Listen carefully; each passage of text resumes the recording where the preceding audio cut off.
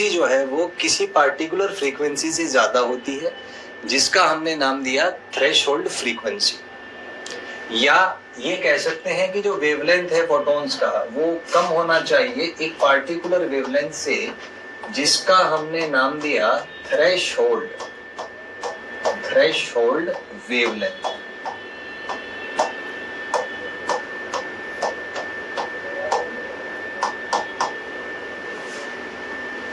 अब इसको समझते हैं कि ऐसा क्यों है। तो पहले हम ये सोचें कि अगर मान लीजिए लाइट यहाँ पर नहीं है और इलेक्ट्रॉन्स मेटल की सरफेस से बाहर आ जाते हैं, तो उससे क्या होगा कि मेटल पे चार्ज आ जाएगा, पॉजिटिव चार्ज। इलेक्ट्रॉन्स बाहर आ गए तो वो जो पॉजिटिव चार्ज है उन फ्री इलेक्ट्रॉन्स को फिर से वापस खींच लेगा। तो अगर इलेक्ट्रॉन्स को बाहर निकालना है मेटल की सरफेस से, तो हमें उनको कुछ एनर्जी देना पड़ेगा। इस एनर्जी को कहते हैं work function of the metal, जो कि डिपेंड करता है नेचर ऑफ मेटल और उसकी सरफेस कैसी है उस पर डिपेंड करेगा। तो मतलब ये है कि मेटल सरफेस से इलेक्ट्रॉन्स को बाहर निकालने के लिए आपको कुछ मिनिमम एनर्जी देना पड़ता है, जिसको अपन कहते हैं वर्क फंक्शन। तो वहीं से ये कॉन्सेप्ट आया कि थ्रेशोल्ड फ्रीक्वेंसी से ज्यादा फ्रीक्वेंसी होना चाहिए, मतलब उन फोटॉन्स का जो एनर्जी है वो एनर्जी एक पार्टिकुलर एनर्जी से ज्यादा होना चाहिए, या उसका जो फोटॉन्स का जो वेवलेंथ है वो एक पार्टिकुलर वेवलेंथ से कम होना चाहिए। तो इन तीनों चीजों को हम रिलेट कर सकते हैं कि फोटॉन्स एमिट होंगे जब उनका एनर्जी एक पार्टिकुलर एनर्जी से ज्यादा होगा। इस पार्टिकुलर एनर्जी को कहा गया वर्क फंक्शन। ये जो पार्टिकुलर एनर्जी है, इस पार्टिकुलर एनर्जी को कहा गया work function, which depends on nature of surface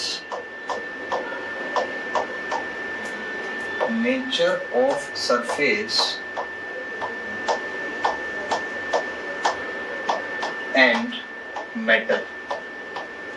ये डिपेंड करता था कि मेटल कौन सा है और उसकी सरफेस का नेचर क्या है। तो ये जो एनर्जी है फोटॉन्स का, ये एक पार्टिकुलर एनर्जी से ज्यादा होना चाहिए, जिसका हमने नाम दिया वर्क फंक्शन। तो वर्क फंक्शन डिपेंड करता है nature of surface and the metal. यहीं से एक अगली चीज आती है वर्क फंक्शन के बारे में, कि वर्क फंक्शन जो है this is the minimum energy. ये है द मिनिमम एनर्जी needed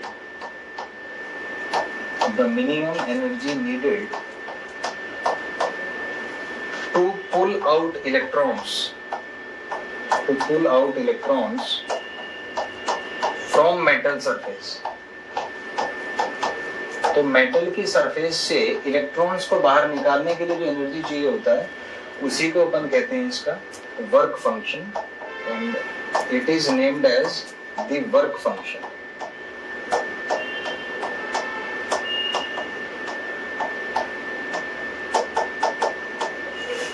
तो हमने अब तक 3 पॉइंट्स डिस्कस किए। सबसे पहले कि फोटो इलेक्ट्रिक इफेक्ट का ऑब्जर्वेशन क्या था। तो ऑब्जर्वेशन ये था कि जब आप फोटॉन्स को इंसिडेंट करते हैं किसी मेटल की सरफेस पे, तो उसमें से इलेक्ट्रॉन्स बाहर निकलते हैं, जिनका नाम दिया गया फोटो इलेक्ट्रॉन्स। फिर हमने ऑब्जर्वेशंस ली उन फोटो इलेक्ट्रॉन्स के बारे में कि ये जो इवेंट हो रहा है, ये जो फोटो इलेक्ट्रॉन्स बाहर निकल रहे हैं, किस कंडीशन में वो बाहर निकल रहे हैं।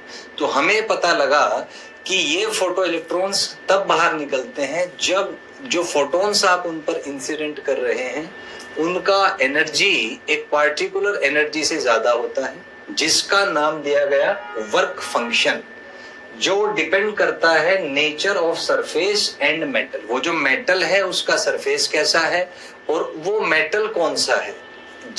तो ये जो मिनिमम एनर्जी था, जो वर्क फंक्शन था, ये इस बात पे डिपेंड करता था कि वो जो मेटल आपने यूज किया वो मेटल कौन सा है और उसकी सरफेस का नेचर क्या है।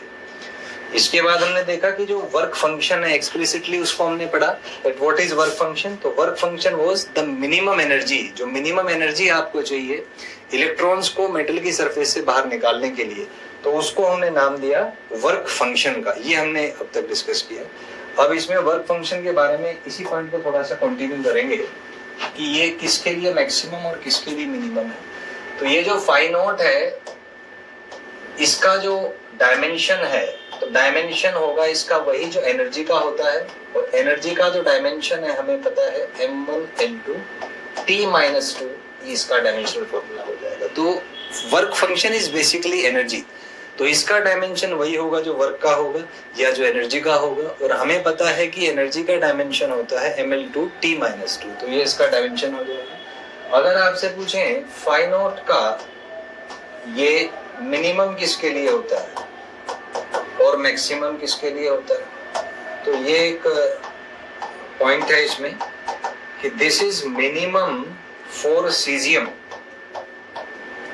सीजियम जो मेटल है उसके लिए मिनिमम होता है, and the value is 2.14 electron volt, and this is maximum for platinum.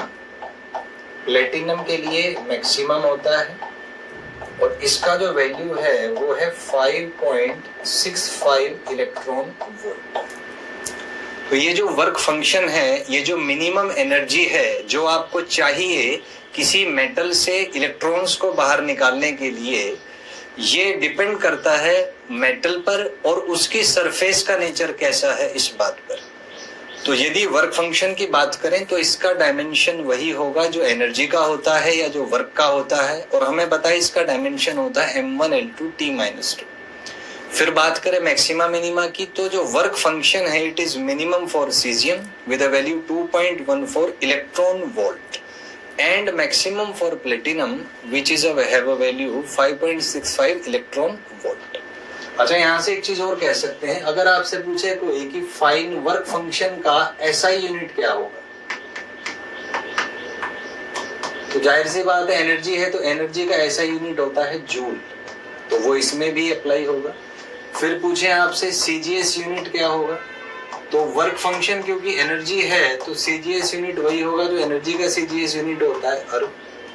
और कोई पूछे जनरली यूज्ड यूनिट क्या होगा, तो जनरली जो यूज्ड होता है इसमें वो है आपका इलेक्ट्रॉन वोल्ट।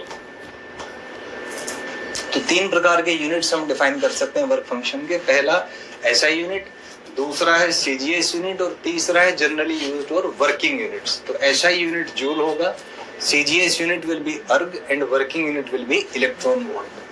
तो इलेक्ट्रॉन वोल्ट देखते हैं कि इलेक्ट्रॉन वोल्ट क्या है, तो 1 electron volt is equal to 1.602 into 10⁻⁻19 joule. 1 electron volt को अगर हम एनालिसिस करें तो 1 इलेक्ट्रॉन वोल्ट मतलब इलेक्ट्रॉन तो मतलब चार्ज, इलेक्ट्रॉनिक चार्ज, और वोल्ट का मतलब है वोल्टेज। तो आप ऐसा कह सकते हैं कि जब किसी इलेक्ट्रॉनिक चार्ज को, जिसपे चार्ज स्मॉल ई हो, which is smallest unit of charge integral में फॉर्म में, उसको जब 1 वोल्ट से आप 1 वोल्ट के पोटेंशियल डिफरेंस से आप एक्सेलरेट करेंगे तो उसमें जो एनर्जी आता है that energy is 1 electron volt. ये भी नीट में किसी ईयर में आया हुआ है प्रीवियस में। तो 1 electron volt is equal to 1.602 into 10⁻⁻19 joule. ये इसका कन्वर्जन फैक्टर हो जाएगा। तो इस तरीके से आप इनको रिलेट कर सकते हैं। आइए नेक्स्ट देखते हैं इस पे आगे क्या है। तो जो नेक्स्ट पॉइंट था इसमें वो था कि हमने पढ़ा कि भाई एनर्जी जो है वो वर्क फंक्शन से ज्यादा होना चाहिए। अब किसी फोटोन का जो एनर्जी है, मान लीजिए कि आपके पास एक फोटोन है और इस फोटोन का फ्रीक्वेंसी न्यू है और वेवलेंथ इसका लैम्डा है। एक फोटोन है आपके पास जिसका एनर्जी ई है, फ्रीक्वेंसी न्यू है और वेवलेंथ उसका लैम्डा है। तो हमें पता है कि फोटो इलेक्ट्रॉन्स के एमिट होने के लिए एनर्जी जो है वो वर्क फंक्शन से ज्यादा होना चाहिए। अब एनर्जी को मैं लिख सकता हूं एज h इंटू म्यू, तो ये h म्यू फाई नॉट से ज्यादा होगा। तो इसका मतलब जो म्यू है ये फाई नॉट बाई h से ज्यादा हो जाएगा। तो वो जो मैंने पिछले केस में डिस्कस किया था कि जो फ्रीक्वेंसी है वो एक पार्टिकुलर फ्रीक्वेंसी से ज्यादा होना चाहिए, तो वो ऐसे आता है। तो यहाँ से आप देख सकते हैं nu should be greater than phi naught by h.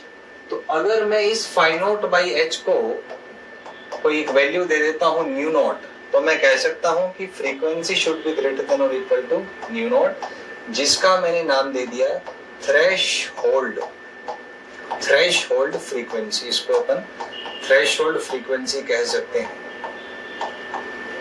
तो यहां से आप कह सकते हैं कि किसी पार्टिकुलर मेटल के लिए जो थ्रेशोल्ड फ्रीक्वेंसी है it is given by work function by H, इसको कहा जा सकता है।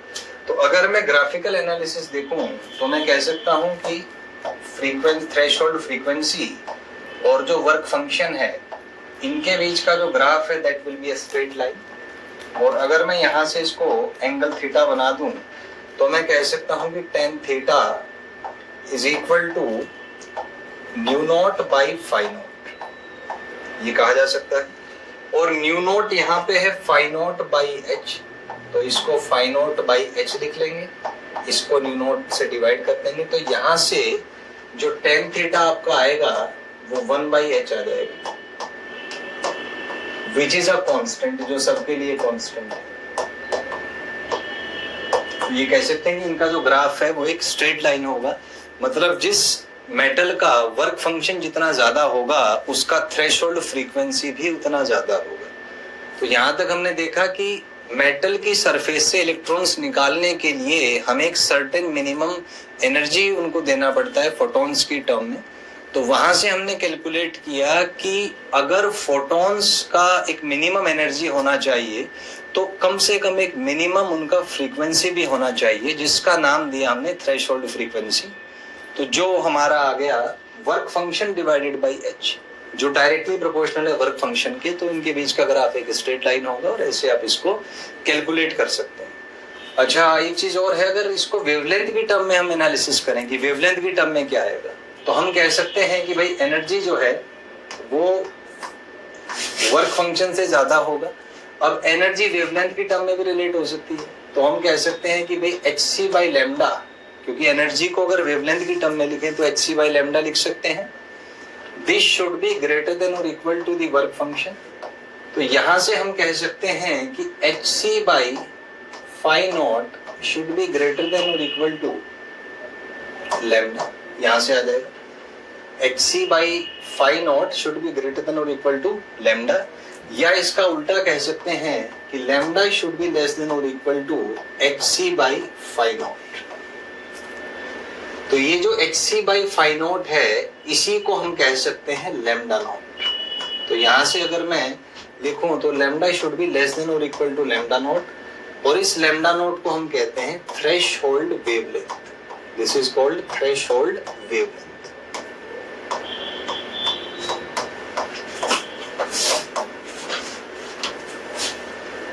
तो यहां से हमने देखा कि जो फोटॉन्स हैं उनका एनर्जी एक पार्टिकुलर एनर्जी से ज्यादा होना चाहिए, जिसका हमने नाम दिया work function.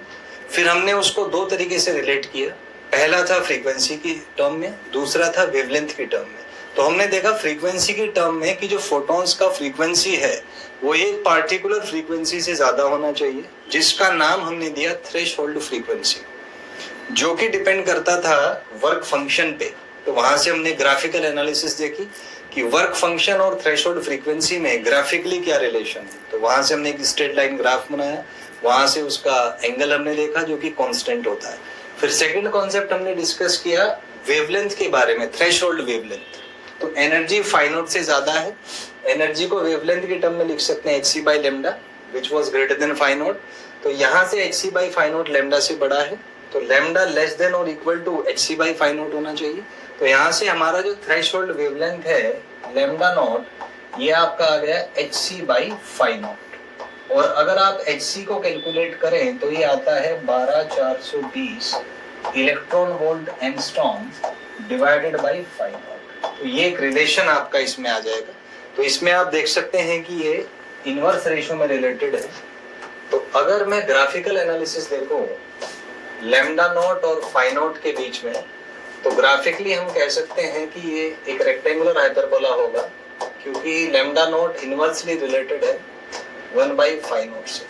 So the graph will be a rectangular hyperbola. इसका ग्राफ जो है वो रेक्टेंगुलर हाइपरबोला होगा। और अगर अपन ग्राफ ड्रॉ करें lambda naught versus 1 by phi naught, तो क्योंकि 1 बाई फाई नॉट में एक डायरेक्ट रिलेशन है, तो lambda naught is proportional to 1 by phi naught. तो इसको मैंने बोल दिया 1 बाई फाई नॉट को x